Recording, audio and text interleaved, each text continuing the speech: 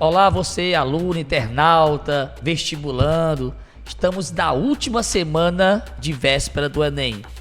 Nesse domingo agora nós vamos ter o segundo dia do Enem. Prova de Ciências da Natureza e Matemática. Lembrando do nosso aulão de véspera, estamos no segundo dia do aulão de véspera do Enem, agora domingo, próximo dia 16 de novembro. Aqui hoje, do nosso ladinho aqui, temos matemática, professor Diego Rocha, e Ciência da Natureza, professor Alex Oliveira. Vamos acolher logo aqui as boas-vindas dos professores e começar o nosso show de questões. Professor Alex. Um prazer enorme aqui, Serginho, né? Estarmos juntos aqui, professor Diego também, para comentarmos aí, né, nessa reta final aí do Enem, alguns assuntos que realmente caem, né? São assuntos cativos que a gente se depara aí durante todos os anos. Viu, professor Diego? Muito bem, Alex, muito obrigado, professor Diego. Olá a todos, muito grato por estar aqui compartilhando conhecimento com todos nessa reta final.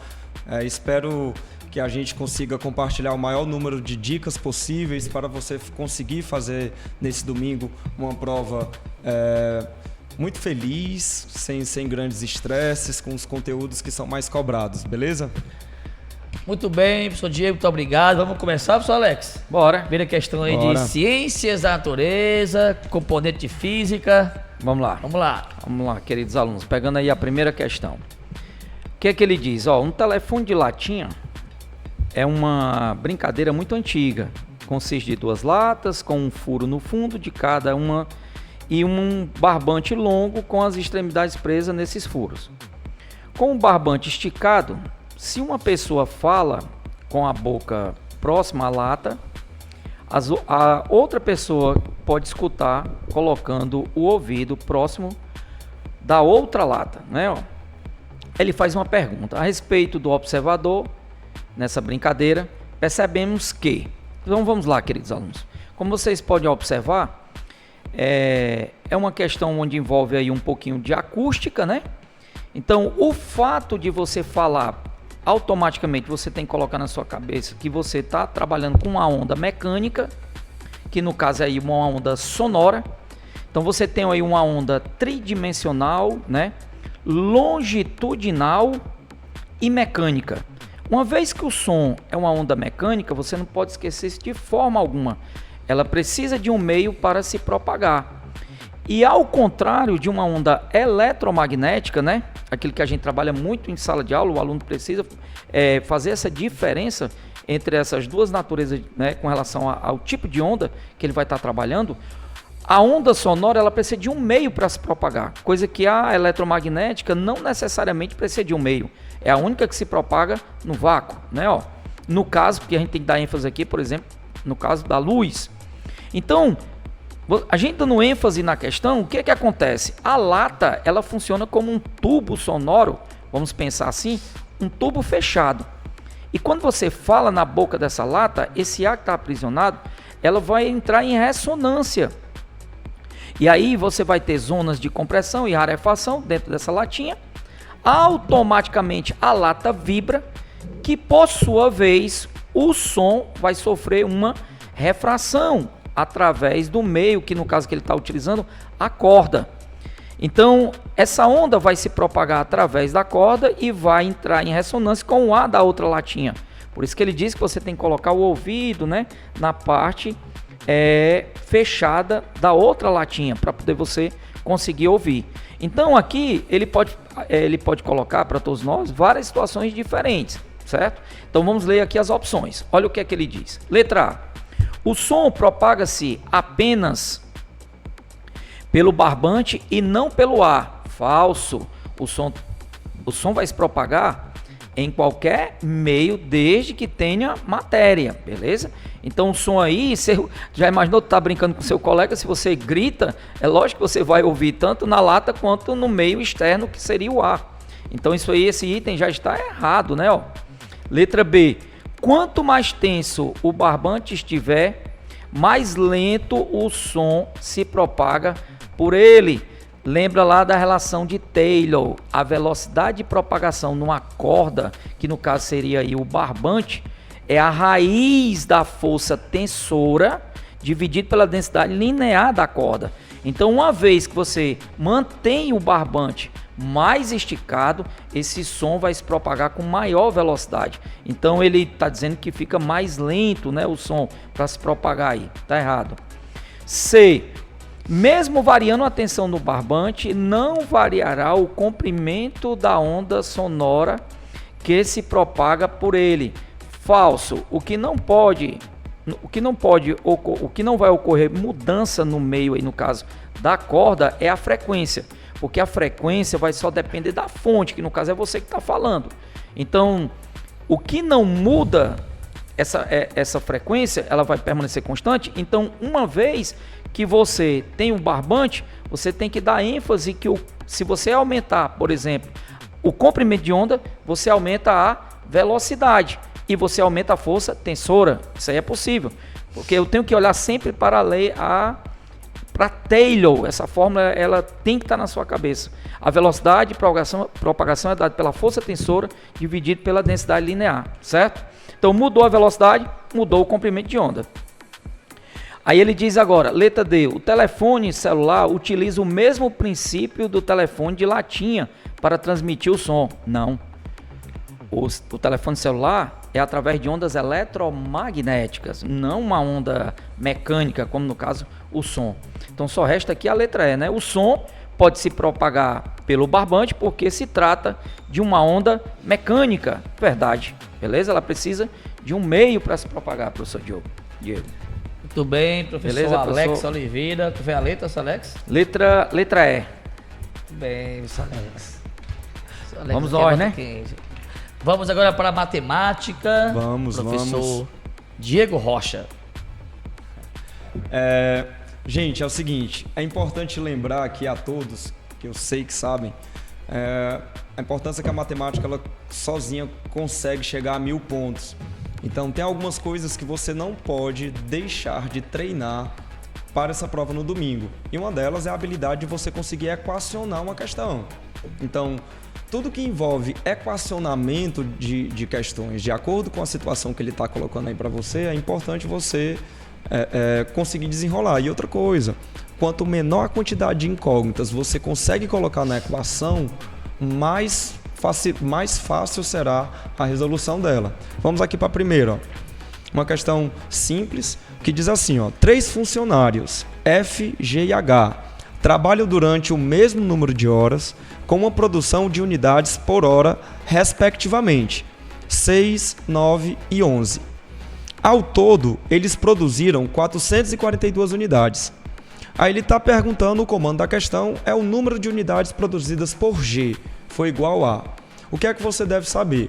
Você deve saber que ele diz aí na questão, ele enfatiza que esses 3 funcionários, eles trabalham a mesma quantidade de horas, certo? E ele dá essas quantidades aí, ó, 6, 9 e 11 é a quantidade, é a unidade produzida de acordo com essa quantidade de horas que eles estão trabalhando.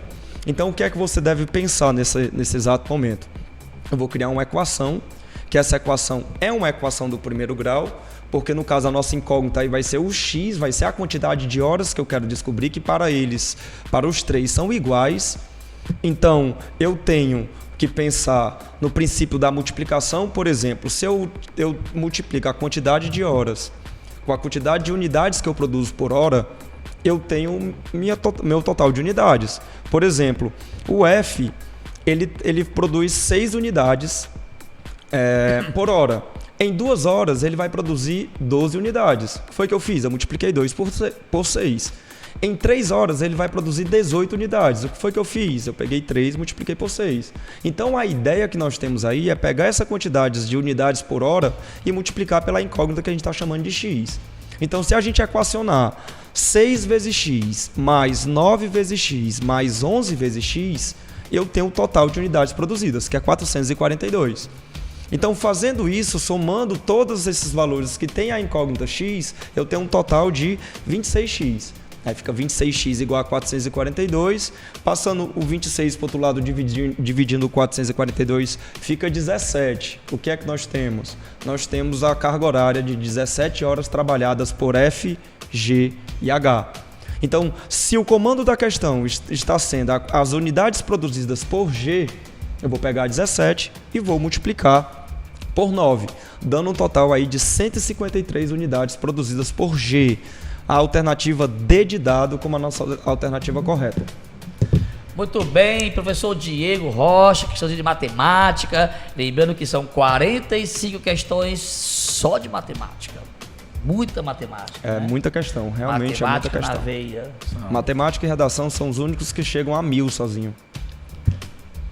Mas vamos lá de natureza, né, senhor Vamos Alex? natureza. Vamos agora, continuando Vambora. aqui.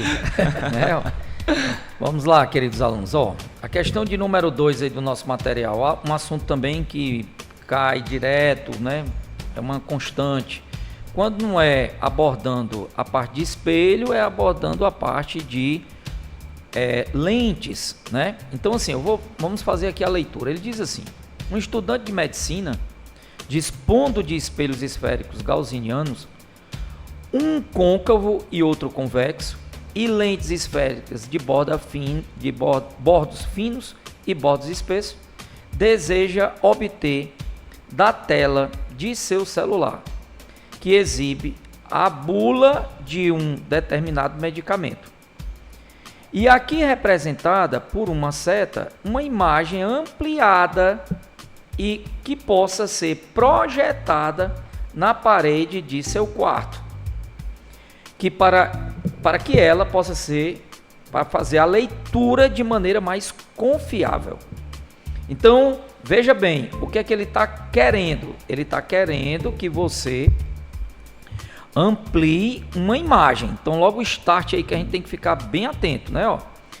Ele faz a pergunta: assinale a alternativa que corresponde à formação dessa imagem, através do uso de um celular e uma lente separadamente. Então, vamos lá, gente. O que é que acontece? Se você observar logo os desenhos, né, que o Enem gosta muito, né, dessa pegada de você fazer uma análise de gráfico, uma análise de um comportamento de um determinado fenômeno, né?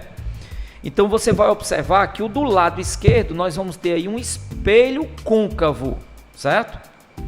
E do lado direito você vai ter uma lente convergente. Então, o que acontece? A primeira coisa que você tem que manter na sua cabeça: qual é a diferença entre espelho e lente?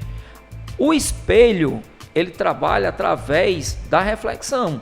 Então, o fenômeno que nos dá ênfase aqui para analisar é a reflexão. Já no caso da lente, não é a reflexão, é a refração. Então, quando nós temos aqui objetos para a gente analisar uma possível imagem, então eu tendo um objeto real, no caso dos espelhos, que na realidade é a mesma formação na lente, o que difere é que um é formado por reflexão e o outro é formado por refração, mas a ideia matemática, Diego, é a mesma.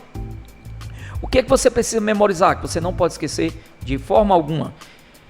5 imagens formadas do espelho côncavo e uma do espelho convexo. Eu sempre digo isso em sala de aula. O aluno que banaliza essa base, ele não consegue discernir algumas questões, principalmente na parte teórica, quando não ocorre da questão abordar um desenho.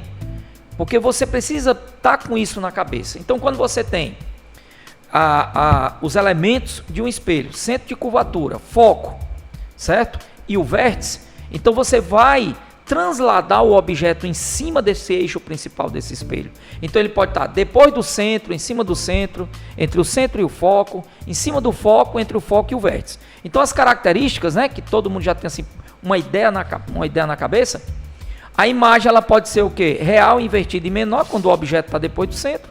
Em cima do centro, real, invertida e igual. Se você colocar entre o centro e o foco, real, invertida e maior. Em cima do foco, imprópria, tendendo ao infinito. E entre o foco e o vértice, você vai ter uma imagem virtual direita e maior. Nesse caso, a lente, a formação da imagem é a mesma. Só que em vez de ser por reflexão do mesmo lado do objeto, vai ser por refração do lado oposto ao objeto. Então, como a jovem está querendo fazer uma leitura, né, para poder ela conseguir ler melhor através desses dois dispositivos, primeiro que ela teria que usar realmente um espelho côncavo e uma lente convergente. Por quê? Porque ela quer ampliar esse objeto. E para ela conseguir formar uma imagem num anteparo, obrigatoriamente a imagem tem que ser real. Então só tem um jeito de você fazer isso. O objeto para o espelho, tanto para o espelho quanto para a lente. Para o espelho teria que estar entre o centro e o foco, para poder formar uma imagem real, invertida e ampliada. E no caso da lente convergente, ela estaria entre a anteprincipal e o foco, para também formar uma imagem real, invertida e maior. Então, se você observar aí, onde a gente poderia estar, né, com esses objetos aí, seria exatamente a letra B, porque teria que estar entre o centro e o foco, e a anteprincipal e o foco, viu, Serginho? Letra B de bola aí. Questão bem legal, cai bastante, viu, Serginho? Isso aqui é bem corriqueiro. Ainda pode associar com a biologia, né? Questão de lente, miopia, estigmatismo, hipertropia, imagens. Astigmatismo, presbiopia. Tem várias. Só lembrando que não existe prova de física, né? É natureza. Natureza. Então envolve biologia, física, química. Você tá bem, professor? Você tá bem assim? Ah, tá? Tô tranquilo. Tá dando uns arranques, passou igual o seu carro que tá lá na piscina? Tá. Vamos falar em carro, não, pelo amor de Deus. Vamos falar em carro. Haja manutenção. Vai dar tudo certo, professor Alex. Estamos confiando nisso. Vamos nós. Gente, na segunda questão eu trago um conteúdo que se chama análise combinatória. A nossa habilidade agora é tentar utilizar meios matemáticos para descobrir quantidades pedidas em uma determinada questão. É muito corriqueiro cair questão de análise combinatória. A gente tem que ter a sorte também do nível de questão que vai cair sobre esse assunto. Geralmente a análise combinatória é um conteúdo que, se você deixar passar algo, ou se você não tiver alguma dica pronta na resolução da questão, você infelizmente vai faltar, certo? Porém, a forma que o Enem nos últimos anos está cobrando a análise combinatória sempre está sendo do mesmo jeito. Tanto que essa segunda questão aqui, se você levar isso como dica, vai lhe ajudar muito na prova que vai acontecer agora no próximo domingo. Vou dar uma lida e a gente vai conversar um pouquinho a respeito logo em seguida. Luana fará uma viagem de carro saindo de sua cidade, situada no interior, e seguindo em direção ao litoral. No caminho, visitará sua irmã, que mora em uma cidade próxima. De sua cidade até a cidade de sua irmã, existem 5 estradas possíveis que Luana pode utilizar, sendo que 2 delas possuem uma rede de postos de abastecimento da sua preferência. Da casa da irmã da Luana até o litoral, existem 7 estradas possíveis, das quais 4 possuem essa mesma rede de postos. Considerando que Luana escolherá uma estrada para cada trecho da viagem, o número de maneiras distintas de que ela pode fazer essa viagem, aí a condição, de modo a utilizar pelo menos uma das estradas com rede de postos de sua preferência. A questão do pelo menos na análise combinatória, certo? É assim, essa questão ela tem 2 métodos de se resolver. O primeiro método, que é o método que a questão quer que você faça, que é o método mais longo, que você vai perder uma quantidade certa de tempo para fazer a resolução dela, e pela dica. Tudo que é pelo menos na análise combinatória, se ele coloca uma condição do pelo menos, você vai descobrir o total e vai tirar o que eu não quero. Pediu pelo menos, grife aí, pelo menos aí na segunda questão. Pediu pelo menos na questão de análise combinatória, você vai descobrir o total de casos e vai subtrair o que eu não quero. Em uma única operação, você vai conseguir exatamente o que a questão está pedindo, sem se preocupar de, por exemplo, se o total for 4, aí dizer pelo menos 1, aí pode ser 1, aí depois pode ser 2, aí depois pode ser 3 e por fim pode ser 4. Então, para evitar essa quantidade enorme de cálculo que a gente vai fazer, sempre a ideia falou pelo menos quantidade total menos o que eu não quero. Olha só, o que é que você deve analisar nessa questão? Eu tenho 3 pontos. Eu tenho a casa da Luana, eu tenho o destino final, que é o litoral, e entre a casa da Luana e o litoral eu tenho a casa da irmã da Luana. Como é que eu vou descobrir o meu total de estradas, certo? Entre a casa de Luana e a casa da irmã da Luana, você pode analisar aí que são 5 estradas possíveis para chegar, para fazer esse caminho, certo? Da casa da irmã da Luana até o litoral eu tenho mais 7. Então, utilizando o princípio multiplicativo da matemática, se eu multiplicar 5 vezes 7, achando 35, eu tenho todas as 35 formas distintas de Luana. Ele vai saindo de casa e chegando até o litoral, passando pela casa da sua irmã. Só o que acontece? Eu vou descobrir agora o que eu não quero. Qual foi a condição que ela nos deu? De as escolhas dessas estradas, pelo menos em um desses caminhos, tem uma rede de postos da sua preferência. Então, como é que eu vou descobrir esse cálculo para a rede de postos que eu não quero? Você pode analisar aí, ó, que no primeiro percurso, entre a casa de Luana e a casa de irmã da Luana, eu tenho 5 estradas, só que 2 delas somente tem a rede de postos que ela quer. Então, se eu fizer essa subtração, eu tenho 3 estradas que não tem nenhum posto. Certo? Entre a casa da irmã da Luana e o litoral, eu tenho 7 possibilidades, só que dessas 7 possibilidades, 4 tem postos de gasolina, então eu retiro esses 4, sobrando somente 3. Então o que acontece? Qual é a possibilidade que eu não quero?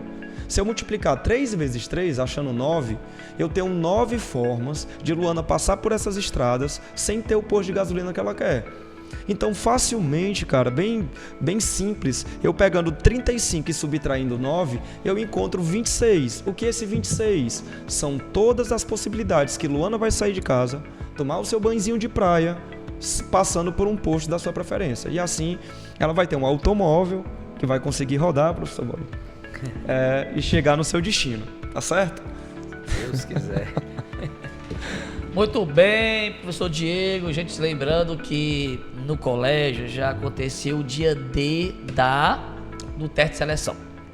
Você que quer fazer parte no próximo ano, 2026, do Colégio Luciano Feijão, você pode ir na escola marcar o seu teste de seleção semanalmente, fazer a sua prova e poder fazer parte aqui da escola no próximo ano. Ter professor Alex, professor Diego e também nos demais segmentos, ensino médio, ensino fundamental, né, e por aí vai. Tá? Temos uma ampla multifatorial de atividades e também de profissionais para poder tornar você preparado para o Enem, os demais vestibulares, enfim, para que você consiga os seus objetivos, passando aqui pelo Luciano Feijão. Professor Alex, terceira questão. Vamos nós, né? Isso. Exatamente, terceira. Ele diz assim, ó. Ao término de sua jornada de trabalho, Pedro, pedreiro, enfrenta com serenidade a escuridão das estradas em sua bicicleta, porque, a fim de transitar a noite com maior segurança, ele colocou em sua bicicleta um dínamo que alimenta uma lâmpada de 12 volts. Num dínamo de bicicleta, a parte fixa, estator, é constituída de bobinas, espiras, onde é gerada uma corrente elétrica, e de uma parte móvel, rotor, onde existe um ímã permanente que gira devido ao contato do eixo do rotor com o pneu da bicicleta. Face a descrição acima e com o auxílio de conhecimento de física, pode-se afirmar. Então vamos lá, gente. Primeiramente, toda vida que você pegar qualquer informação que você viu que aqui no caso dessa questão, ele vai te dar um desenho para você ter um norte, um ímã, você está visualizando que tem uma espira. Então esse ímã, o que é que vai acontecer? Ele vai fazer com que ocorra uma variação de fluxo através dessa área dessa espira. Então, lá na lei de Lenz e de Faraday, que aparece uma coisa muito interessante, né, que é uma matéria muito legal, mas ela é bem abstrata, né? O aluno precisa entender que a corrente induzida, para ela ocorrer, é de fundamental importância que ocorra uma variação do fluxo magnético. Sem fluxo magnético não vai ocorrer corrente induzida. Então o dínamo, por incrível que pareça, nada mais é do que um microgerador de energia elétrica, certo? Muita gente acha que é assim, uma coisa complexa, mas não é. É o mesmo princípio de uma hidrelétrica, certo? De uma turbina de uma hidrelétrica, só que numa pequena proporção, beleza? E aí ela gera energia onde consegue realmente alimentar uma lâmpadazinha de 12 volts que fica exatamente na frente da bicicleta. Quem aí é do interior, né, que já morou em sítio, que na época não tinha energia, é uma coisa que era muito comum. As bicicletas utilizavam esses dínamos e um farol na frente, como se fosse uma moto.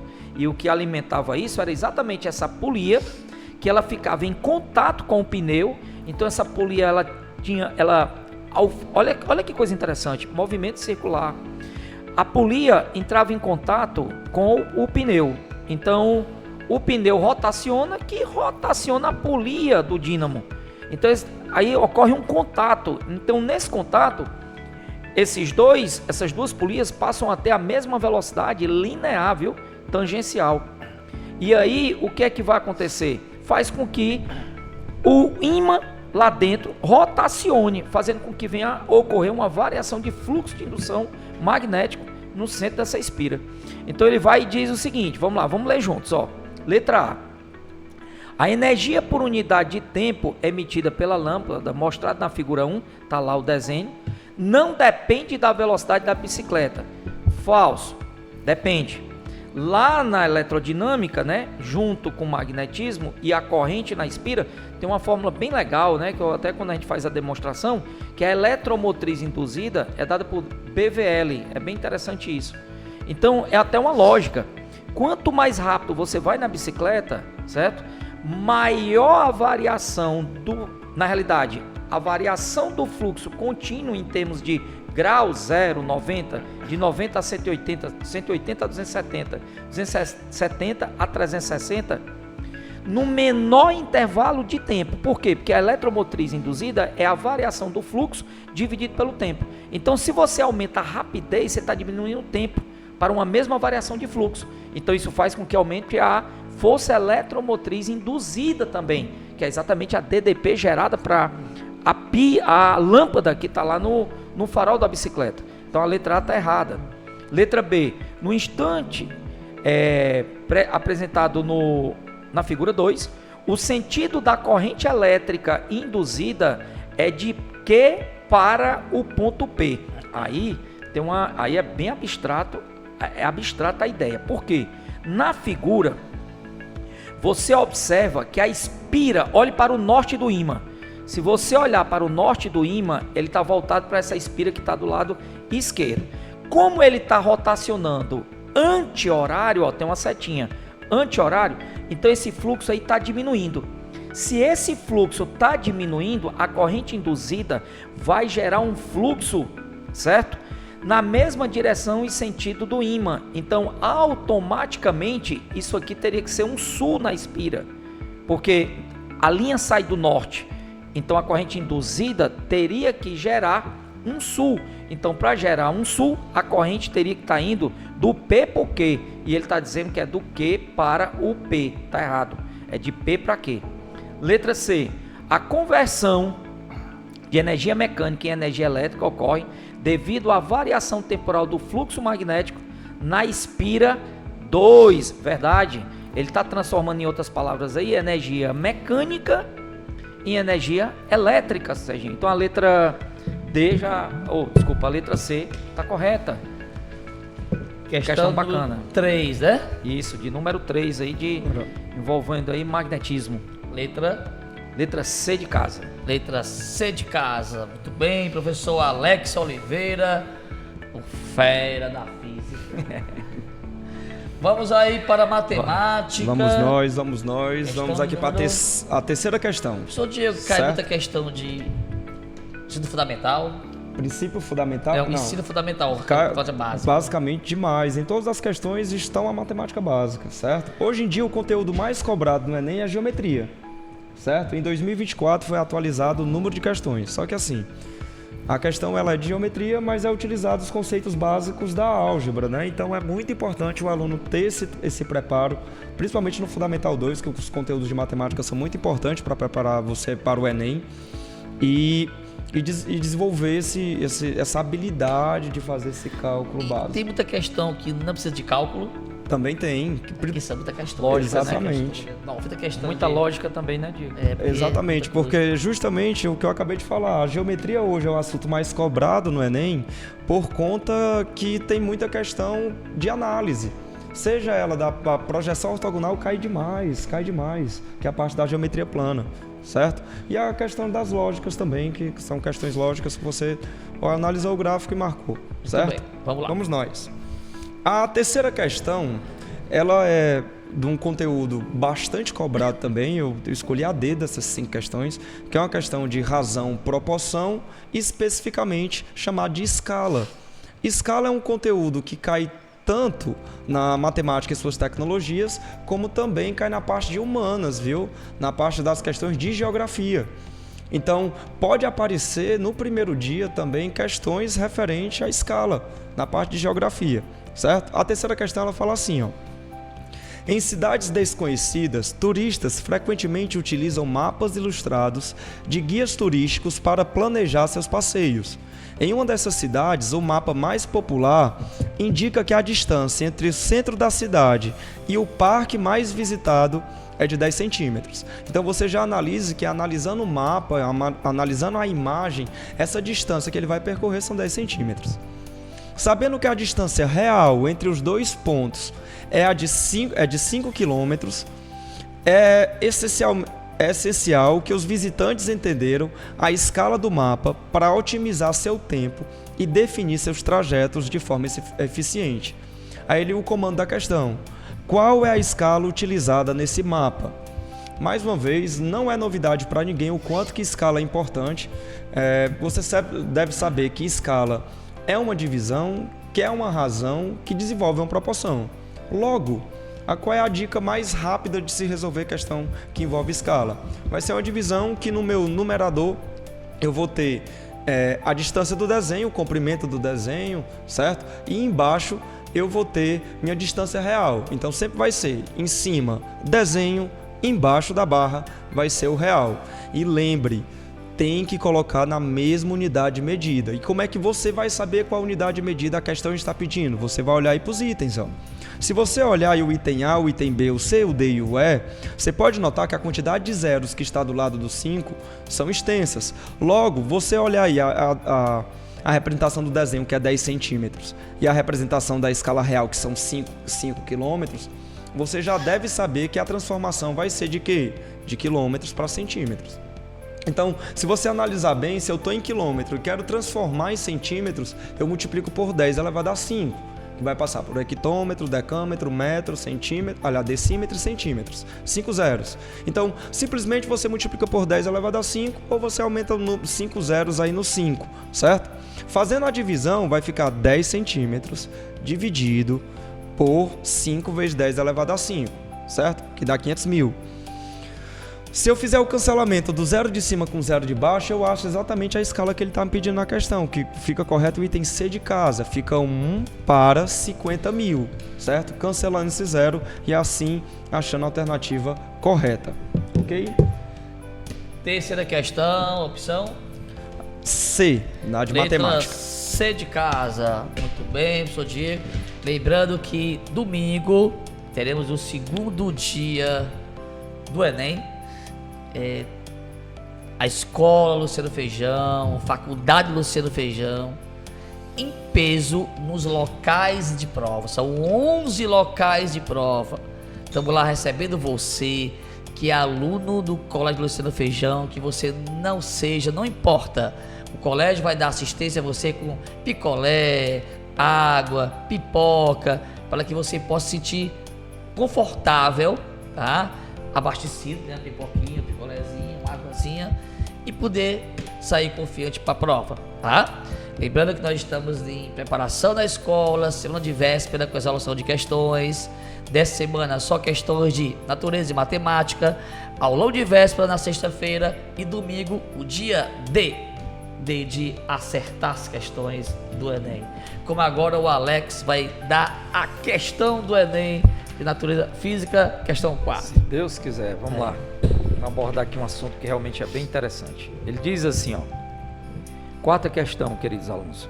A figura 1 abaixo mostra o esquema de um termostato que utiliza uma lâmina bimetálica composta de 2 metais diferentes, ferro e cobre, soldados um sobre o outro.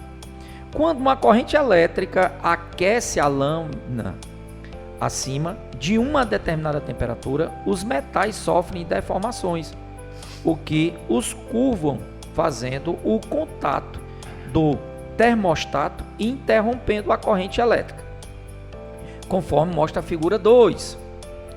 Aí ele faz uma pergunta: a partir das informações, é correto afirmar que a lâmina bimetálica encurva-se para cima devido ao fato de... Então é uma questão direta, né? Uma coisa muito bacana envolvendo eletrodinâmica e, ao mesmo tempo, termologia, onde a gente tem um assunto aí de dilatação. Então o que ocorre aqui logo, queridos alunos? Quando você fecha o contato, você precisa de uma bateria e você tem uma lâmpada, né? Um dispositivo resistivo, e aí você tem uma DDP, uma resistência, gera-se uma corrente. Isso aqui é o princípio dos relés, aquela árvore de Natal, algumas, né? O pisca-pisca que fica acendendo e apagando, né? Dá para fazer isso, por exemplo, numa feira de ciência, um dispositivo bem simples, mas que fica muito legal. Então vamos entender a lógica desse dispositivo. Eu tenho aqui, por exemplo, a ideia logo primitiva que você precisa ter na sua cabeça, que é o seguinte: eu vou pegar 2 lâminas, certo? 2 pedaços que são feitos de materiais diferentes. Por quê? Porque eu vou passar por esses 2 dispositivos aqui uma corrente elétrica. Uma vez que eu passo uma corrente elétrica, esse material aqui vai oferecer uma resistência para a corrente elétrica. Então, vai provocar o chamado efeito Joule. Então, essas 2 lâminas elas vão sofrer um leve aquecimento. E uma vez que o circuito está fechado aqui, como vocês estão visualizando com o meu dedo, e você observando na questão a figura 2, você observa que ocorreu uma curvatura para cima. Peraí, Alex, como assim? Como é que eu tenho 2 lâminas e ocorre uma curvatura? Você viu que as 2 lâminas são feitas de matéria, os materiais são diferentes. Então, a figura geométrica aqui, Diego, é um retângulo. E aí entra a matemática. Se eu tenho que esse material aqui da minha mão, aqui no caso do lado direito, tem um coeficiente de dilatação maior do que a mão do lado esquerdo, quando ela sofrer um aquecimento, ela tem uma tendência de se dilatar mais, ela quer crescer mais. Como ela não tem para onde ir, porque senão ela iria se romper uma placa uma da outra, isso não é possível, então só tem um jeito da gente compensar isso, é através de uma curvatura. Porque quando eu faço uma curvatura, eu crio um arco de circunferência maior do que o arco de circunferência interno. Então é por isso que quando ocorre a dilatação, ocorre essa curvatura. Então o arco que fica externo, em cima da informação que foi dada na questão onde ocorre um aquecimento, então você pode afirmar que o material externo tem maior coeficiente de dilatação. Então, aqui, a única coisa que o aluno tem que tomar muito cuidado. O Enem, ele gosta de, muitas vezes, colocar ali uma situação um pouco diferente. Na sala de aula, quando a gente está dando aula desse assunto, é uma coisa que o aluno cai direto. Por exemplo, eu chego mão direita, mão esquerda. Aí eu faço isso, ó. Quem é que tem maior coeficiente de dilatação? Não tem como você afirmar nada. Por quê? Você olhar apenas para uma figura onde ela se curvou, como vocês estão visualizando, ele tem que dar uma informação a mais. Eu não sei se foi aquecimento ou se foi um resfriamento do ambiente. Então vocês precisam botar uma coisa na cabeça de vocês que vão fazer prova. Quem tem maior coeficiente de dilatação se dilata mais e se contrai mais também. Entende? Então assim, quando eu olho para a minha mão, que eu faço isso, se eu disser que o ambiente esquentou, então o coeficiente de dilatação da mão direita é maior. Mas eu poderia muito bem falar assim também. O ambiente esfriou. Se o ambiente esfriou, então é porque o coeficiente de dilatação da mão esquerda é maior. Porque ela sofreu maior contração. Então é bem interessante esse processo. Então se você olhar aí na figura da questão, você observa que o material que está embaixo é o cobre. Então quem se curvou com maior arco Sobre o ferro foi o cobre, então o coeficiente de dilatação do cobre é maior. Então, letra A, o coeficiente de dilatação térmica do cobre ser maior do que o do ferro. Então, a opção aí já é verdadeira, letra A, Serginho. Eu lembrei aqui na minha aula dessa semana dos terceiros anos sobre respiração pulmonar.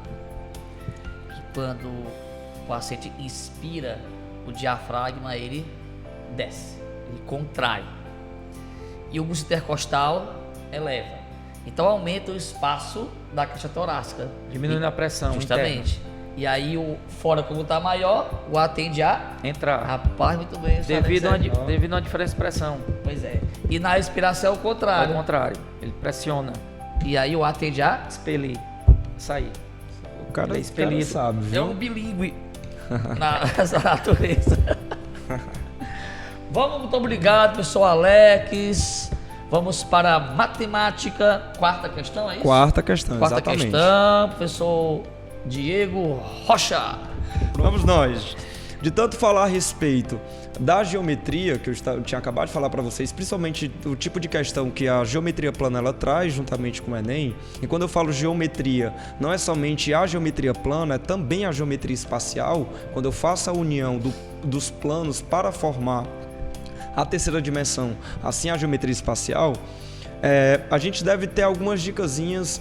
Por exemplo, você me perguntar exatamente agora o que você deve ter na mente sobre geometria plana, é um triângulo retângulo chamado triângulo de ouro, em que seus catetos é 3, 4 e 5. Esse triângulo, ele aparece em tudo que houver matemática e tudo que vai precisar de triângulo. Você sabendo a existência dele, qualquer valor numérico, qualquer constante que você multiplique esses catetos, você vai gerar um novo triângulo retângulo semelhante, certo? A ele, e assim fica mais fácil para você não precisar utilizar o teorema de Pitágoras toda vez que cair esse tipo de questão, e você diminuir o tempo de resolução dela. Olha só, uma dona de casa comprará uma TV de 25 polegadas. A medida em polegada de uma TV é dada pelo comprimento de sua diagonal, como mostra na figura. Se você olhar aí na imagem, você vai ter o monitor, esse monitor vai ter o comprimento e a altura, isso daí é um retângulo, e traçando a diagonal, eu crio o que eu chamo de triângulo retângulo. Quem diria, né, que o triângulo retângulo seria chamado esse nome, porque é a metade de um retângulo. Mas é a primeira coisa que você tem que raciocinar aí. Se eu tenho um triângulo retângulo, eu tenho o teorema de Pitágoras. Então, eu tenho um triângulo retângulo aí que minha diagonal é 25. Aí, eu não sei nem o que está acontecendo, eu já vou aí para o comando. Olha só. Ao pesquisar em uma loja, o vendedor indicou 4 modelos. E aí, ele lhe dá 4 modelos, cara. E diz assim, ó, o comando, ó, qual desses aparelhos tem a medida desejada pela dona de casa? Se você identificou que eu tenho um triângulo retângulo, você identificou que a hipotenusa desse triângulo retângulo é 25 e o 25 ele é múltiplo de 5, cabe exatamente no meu triângulo de ouro. Se você analisar aí, ó, o 1, o 2, o 3 e o 4, você já procura nesses valores aí do comprimento e da altura, quem são os múltiplos de 3 e quem são os múltiplos de 4. Você ganha uma quantidade absurda de tempo quando você observa esse tipo de dica. Por exemplo, ó, lá no 2, no ponto 2, ele está dizendo que o comprimento é 20 polegadas, e a altura 15 polegadas. Se você analisar, o 20 ele é 5 vezes 4 e o 15 ele é 5 vezes 3. Então, se você coloca lá no triângulo, você vai ver que é o triângulo 3, 4, 5 multiplicado pela constante 5. Logo, eu já acho imediatamente que a questão, aliás, o monitor que ela quer comprar é o monitor de número 2, marcando a alternativa B de bola como a alternativa correta, viu? Quarta questão de matemática, letra D. B de bola. B de bola. B Quarta de bola. questão de matemática. Uma coisa interessante, né, Diego? Nesse triângulo aí, o que você acabou de abordar aí também, a gente pode relacionar como uma PA, né? De razão 5. Exatamente, né? também. Os catetos aí satisfazem uma PA de razão 5. Exatamente. Já que a diagonal era 25, aí o aluno, a constante aí, a razão 5, né? Exatamente. A índice 1, a índice 2, a índice 3. Fica E bem também legal tem outro triângulo que é cobrado bastante também, que é o chamo triângulo de prata, carinhosamente, que é o 5, 12 e 13. Isso. Esse triângulo ele cai bastante na física também, né? Cai. Principalmente no vetor, né? Isso. 5, 12 e 13. Cai muito.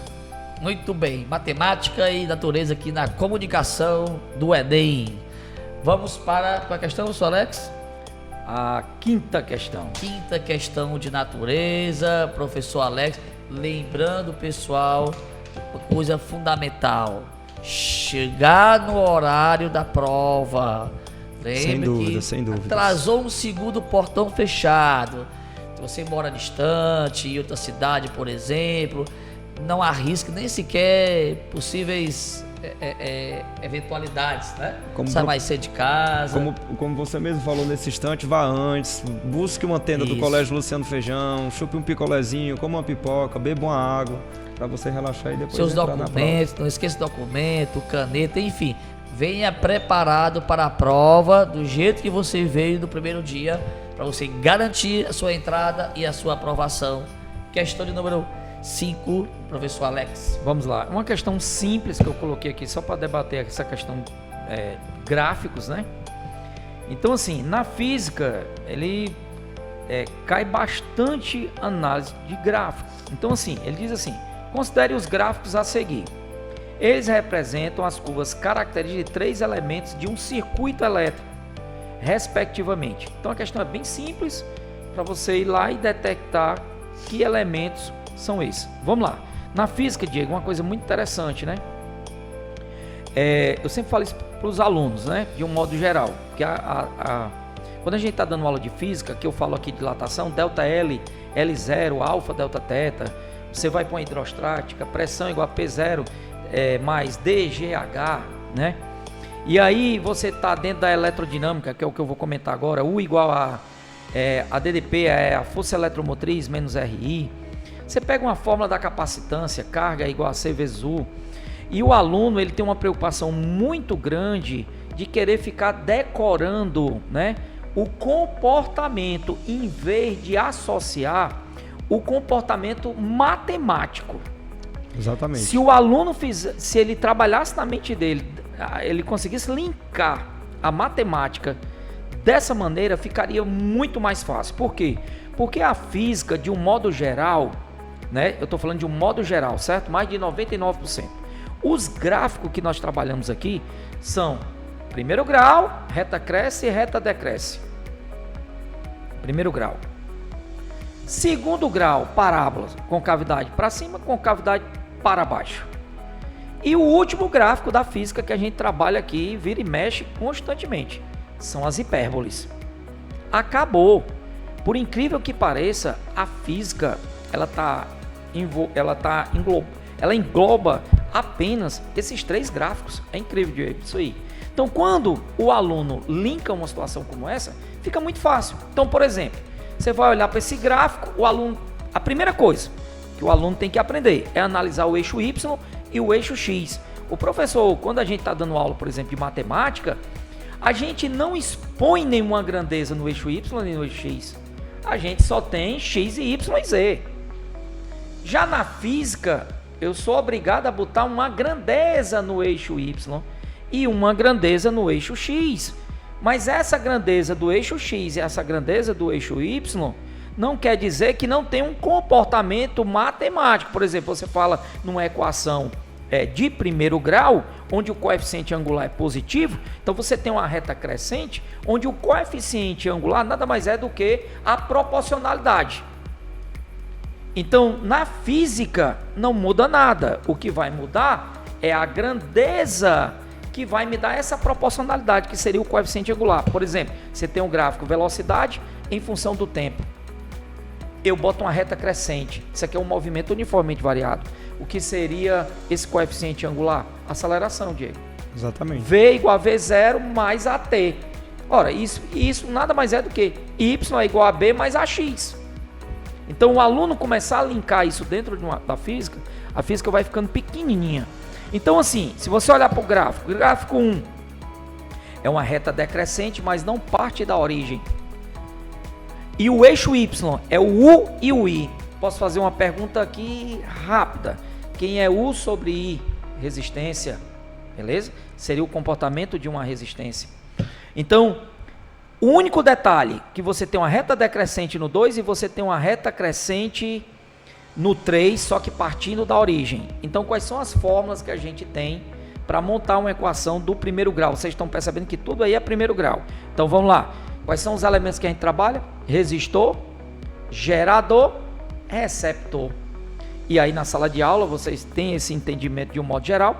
Qual é a fórmula da equação do gerador? O U nada mais é do que a força eletromotriz menos RI. Então isso é uma equação de que grau? Primeiro.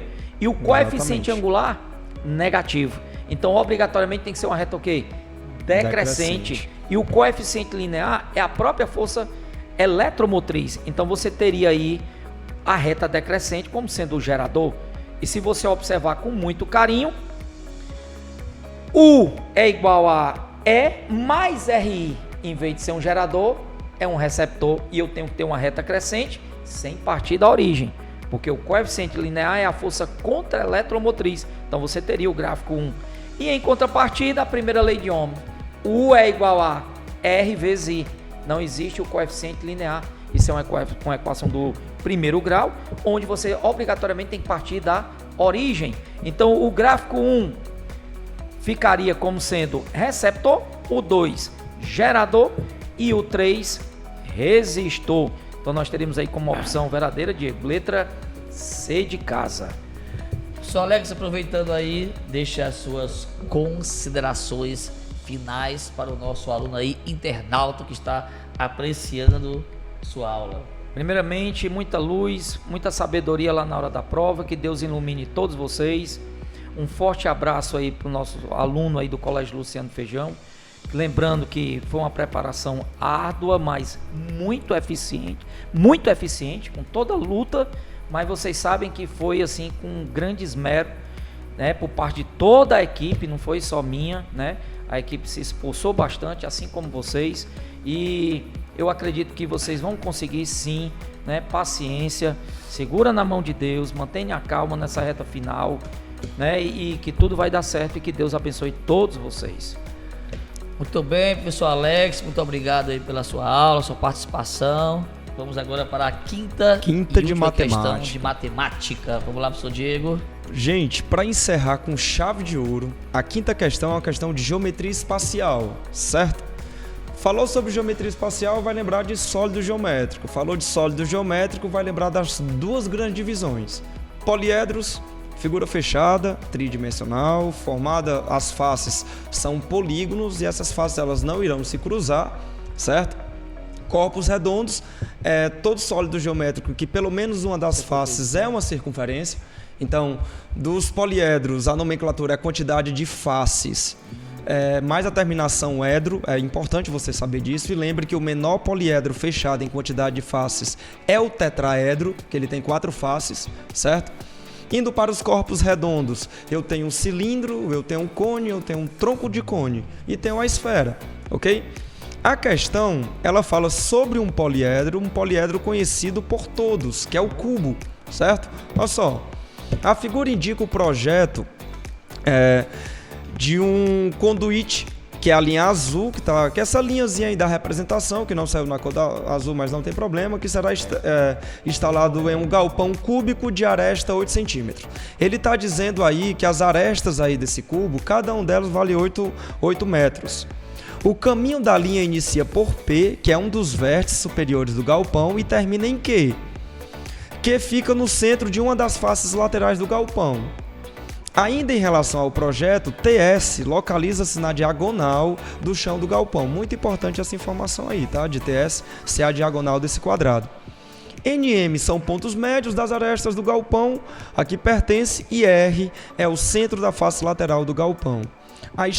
A extensão total da linha de conduíte que será instalada nesse galpão em metros é um número entre duas coisas importantes, viu, gente? Primeira, ele está colocando uma questão que os itens eles são valores aproximados, e além de ser valores aproximados, são valores que estão entre valores. Então você tem que tomar muito cuidado com essas aproximações que você pode fazer para se dar bem, porque você pode analisar aí, ó, que os valores estão bem perto um do outro.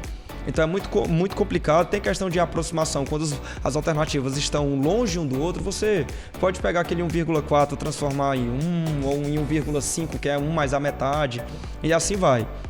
Olha só, o que você precisa analisar nessa questão? De P para T é a aresta desse cubo. Então, esse caminho aí já vale 8 metros, certo? Se você analisar aí na base do cubo, eu tenho TS, que é a diagonal do quadrado. Você não pode esquecer que para calcular a diagonal do quadrado é a aresta vezes raiz de 2, ou lado vezes raiz de 2. Então, eu tenho 8 mais 8 raiz de 2, que transforma-se em um número irracional, você tem que tomar muito cuidado, já volto para esse 8 raiz de 2. De S para N é ponto médio, N, então eu tenho uma metade de 8 que dá 4. De N para R eu tenho mais 4, que é um ponto central, então é a metade da aresta também. De R para M também eu tenho uma metade. E de M para Q também eu tenho uma metade. Se eu somar essas metades aí, eu vou ter, ó, de S para N, de N para R eu tenho 8. De R para M, de M para Q eu tenho mais 8. Então, somando 8 mais 8 mais 8, eu tenho 24. Só que eu tenho 24 mais 8 raiz de 2. Jamais eu posso somar um número natural ou um número racional com número irracional, certo? Eu tenho que fazer uma aproximação. Eu tenho que transformar esse número irracional em racional para fazer a soma. Então, esse 8 raiz de 2, você nota que na questão ele não me deu o valor de raiz de 2. Então, se você já souber memorizado que é 1.4 massa, você pode resolver pela raiz de aproximação. Então, se eu pegar 8 e multiplicar por 1.4, eu tenho 11,2 cravado. Então, se eu somo 24 mais 11,2, eu dou 35,2, exatamente o valor entre o item A, que está entre 35,1 e 35,4. Tá certo? A alternativa correta da última questão de matemática de geometria espacial é item A. Suas palavrinhas aí finais. Desejo a vocês uma boa prova nesse domingo. Eu sei que a gente fica um pouco nervoso em fazer uma prova desse calibre, mas como o Bolinha falou, Deus abençoe a todos. Vocês se esforçaram bastante ao longo desse ano, então vá buscar os méritos dessa questão, revise os conteúdos básicos, como principalmente esses conteúdos que a gente acabou de falar, e espero do fundo do coração que você consiga alcançar seu objetivo. Muito obrigado, professor Diego, obrigado a todos, né? Estamos encerrando essa edição do Radiosfera, 2025. Último programa aqui do Enem 2025. Vamos esperar que Deus nos proteja, estejamos aqui no próximo ano, gravando essas aulas para que você use esse canal, essas aulas para se dar bem no Enem e nos demais vestibulares. Muito obrigado e até a próxima. Até mais.